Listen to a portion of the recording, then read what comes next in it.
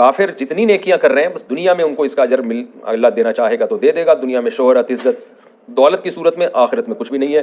और मुसलमान जो ईमान वाला है, हदीस में आता है आधी खजूर के जरिए भी बाज़ दफ़ा जहन्नम की आग से अल्लाह बचा लेते हैं। हदीस में आता है ना, शख्स ने प्यासे कुत्ते को पानी पिलाया और अल्लाह ने उसको बख्श दिया। तो इसलिए ईमान पे कभी सौदेबाजी ना करें। बहुत अफसोस के साथ कहना पड़ता है, कितने मुसलमान इस्लामी कंट्रीज से यूरोप अमेरिका की तरफ जाते हैं, गैर मुस्लिमों में रहते हैं और वो भी कलमा कुफ्र कहना शुरू कर देते हैं। उनको अपने ईमान की वैल्यू का अंदाज़ा नहीं है, वो भी इस्लाम पे इसी तरह से एतराज़ात शुरू कर देते हैं, इसको हल्का समझते हैं वो।